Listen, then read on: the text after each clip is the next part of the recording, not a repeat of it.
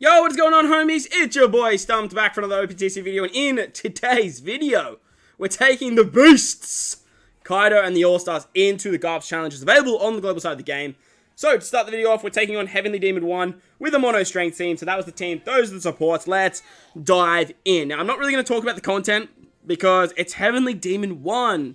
The content's been around forever. Your boy's done free-to-play teams to beat this shit, so like, let's talk about the units. Now, what we've done with this particular team is we put together a full powerhouse team, so that way we get that end-of-turn damage that Kaido is so renowned for.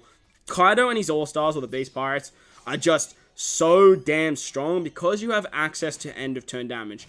They basically are just like V1 Kaido with a viable special. Like, it's basically what they are. But the beautiful thing about them is you don't have to build the team around that end-of-turn damage. The end-of-turn damage is really nice. As you can see, we're popping out like 1 million end-of-turn damage with strength or quick, depending on who you start with.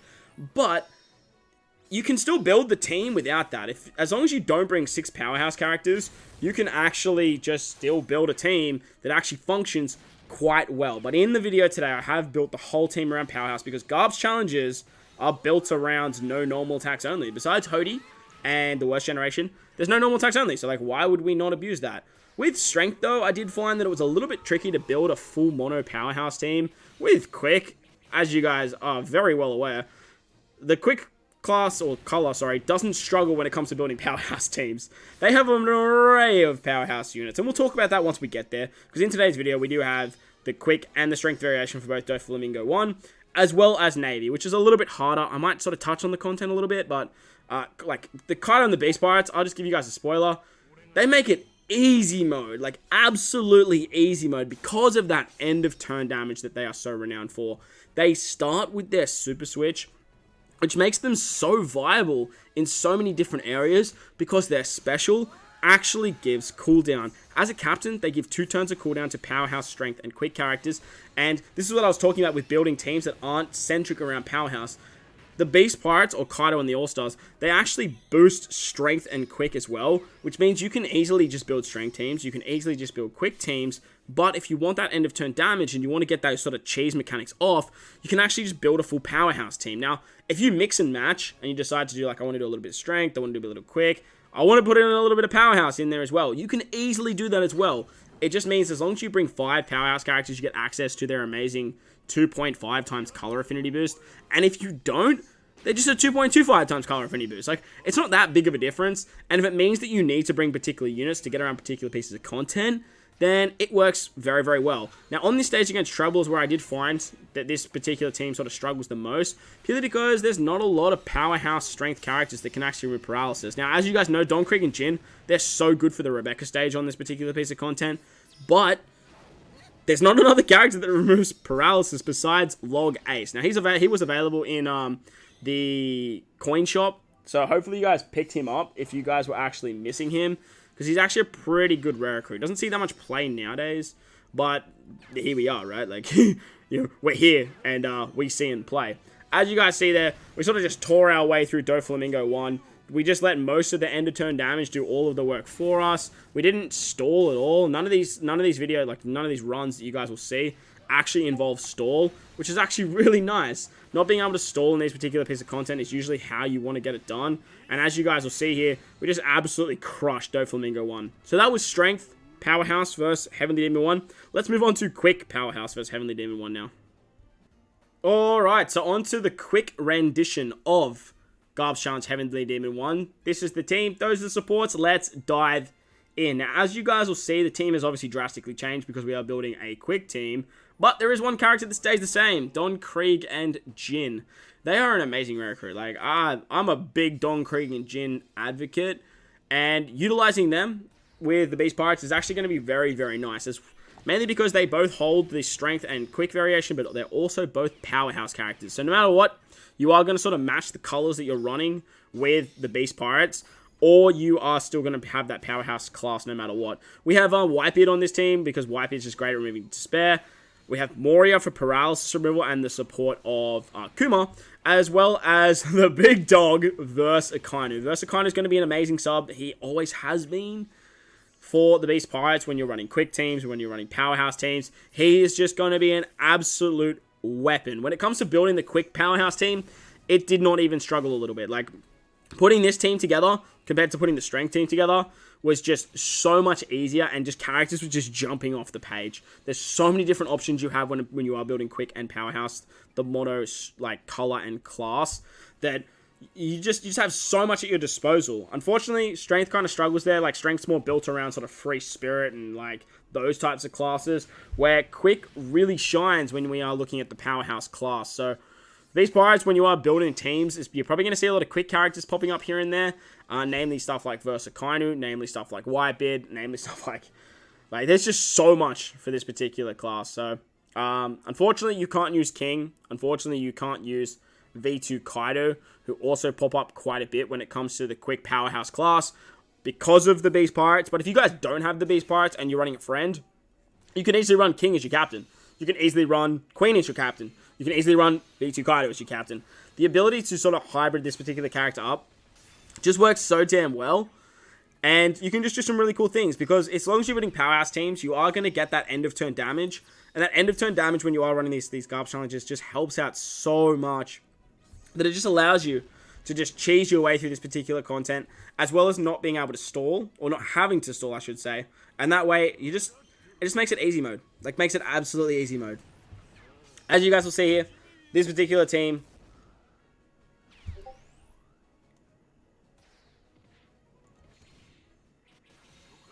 so this particular team just does so well getting to this particular point, because you just have like honestly, Mori is actually so good for this particular piece of content, but you just have an array of units that you can actually slide on the team to remove paralysis, to remove defense up, to remove all those nasty defects, as well as having an array of very good supports to actually help you guys out as well. As you guys see there, I'm not sure if this team was actually quicker than the strength team. It might have been, but just getting to this final stage actually just actually works so damn nicely. So that was quick, and that was strength against the Heavenly Demon 1 GARP challenge. Obviously, like I said, Heavenly Demon 1 is actually not that tricky nowadays. There's a lot of characters that can do it, but being able to do it no stall still is very, very nice. Let's move on to some harder content now. Let's take on the Navy. Alright. So Kaido versus the Navy, or the Beast Pirates versus the Navy, I should say. Let's take a look at strength first, and then we'll move into quick. So this is the strength team. That's the team. Those are the supports. Let's dive in. Now, I might talk about the content a little bit. Honestly, it's been a little while since Navy's actually came out. So, I feel like there is a little bit to talk about, because like I said, Navy just hasn't been around. Now, shout out to my boys in the Discord. We've been doing like these little race series, and let me know if you guys are keen to actually see that on the channel.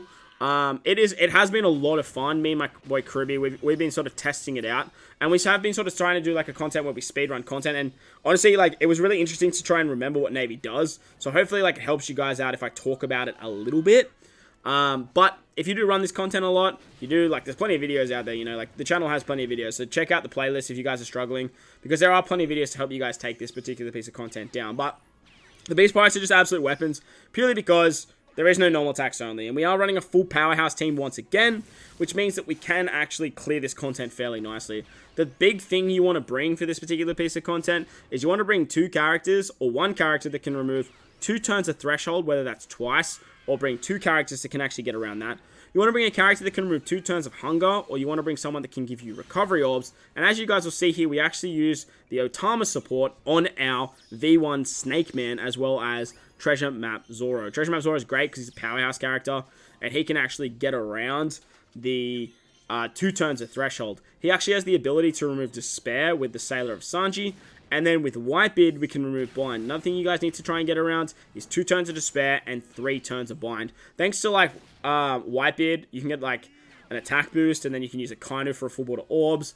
You have the carryover of Luffy, and because you get 3 turns of attack boost, it just makes this particular stage against Smoker, Tashigi, and Hina very, very easy, as well as making the Kobe and Helmeppo stage fairly easy to get around Hunger.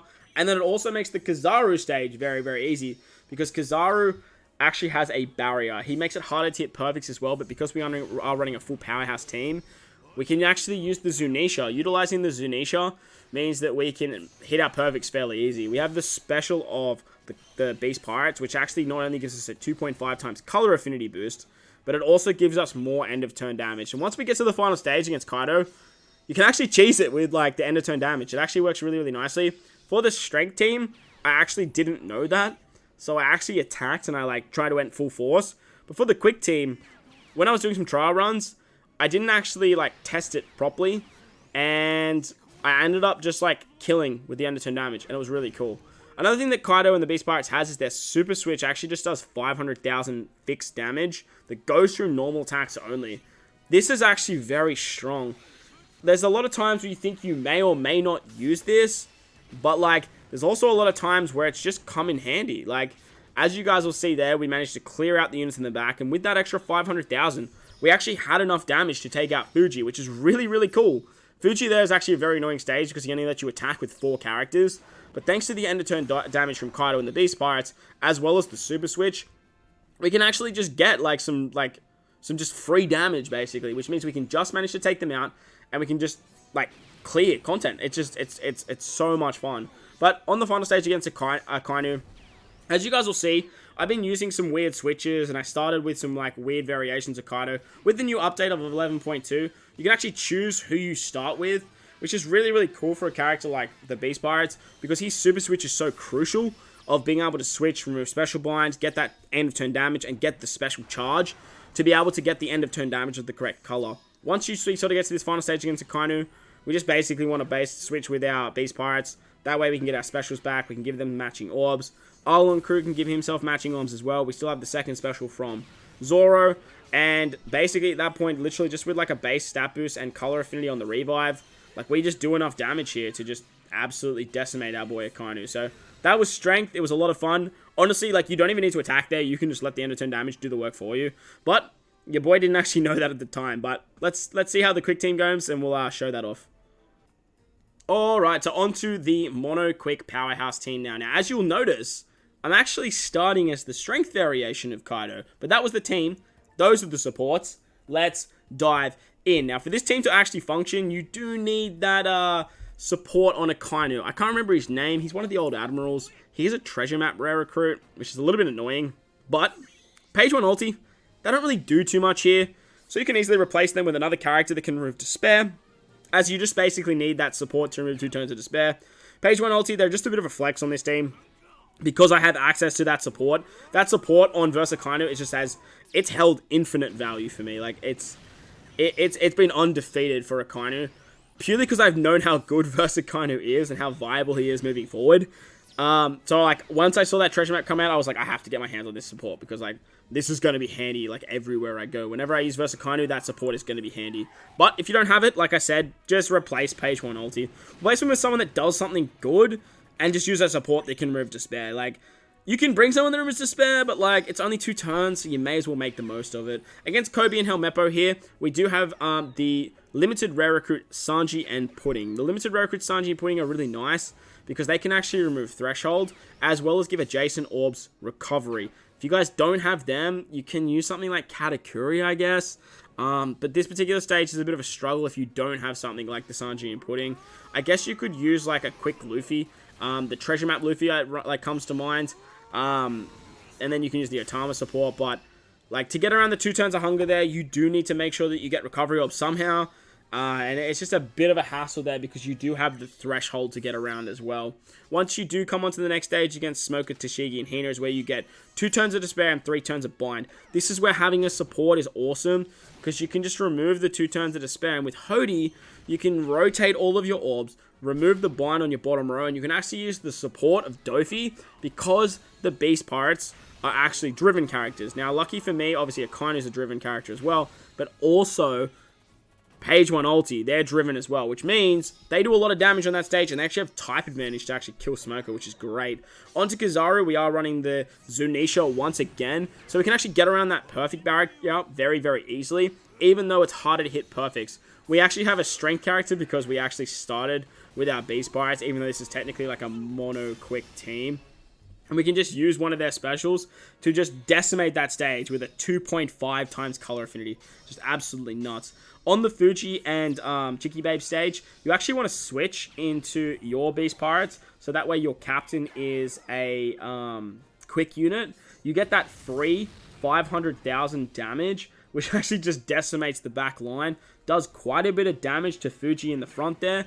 And then we can just do a lot of damage thanks to Akainu's Chain Lock and Orb Boost. Now, I actually switched with page 1 ulti here, but like, if you're not bringing page 1 ulti, it's not going to matter. And then you're just going to rely on that end of turn damage to just like decimate those back line as well as Fuji in the front. Once you move on to the final stage, as long as you are the quick variant, very important, you are the quick variants of the Beast Pirates, you can switch your other Beast Pirates so you get your special back, which is just that super switch for short content like this is actually so good. Like, it's so good. And even without the versatility of Akainu, we actually don't need it. But we do need Sanji and Pudding's special back. And thanks to getting the cooldown from the specials of the Beast Pirates, we can actually get access to that fairly easily. We do have the Smoker support on our Beast Pirates, but it is not essential whatsoever because, as you guys will see here, we can literally just rely on end of turn damage to take out Akainu.